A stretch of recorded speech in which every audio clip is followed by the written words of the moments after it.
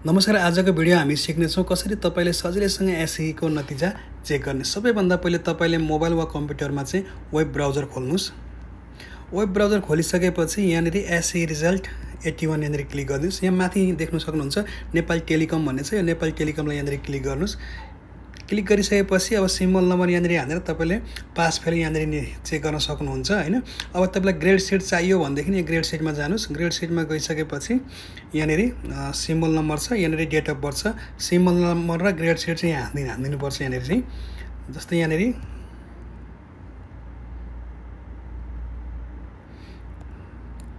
यतापट्टि date of birth हाल्दिनु यहाँनिर। त्यसपछि यहाँनिर सर्च रिजल्ट छ। सर्च रिजल्ट गर्ने बित्तिकै यहाँनिर हाम्रो चाहिँ मार्कसिट यहाँनिर चाहिँ आउँछ। ग्रेड सिट यहाँ चाहिँ तयार भएर आउँछ यहाँनिर। त्यसपछि यो ग्रेड सिटलाई तपाईले यहाँनिर प्रिन्ट पनि गर्न सक्नुहुन्छ, डाउनलोड पनि गर्न सक्नुहुन्छ। आशा छ तपाईलाई यो भिडियो अवश्य पनि युजफुल लाग्यो होला। यदि युजफुल लाग्यो भने कृपया च्यानललाई लाइक सब्स्क्राइब गर्न नबिर्सनु। हवस् त, नमस्कार।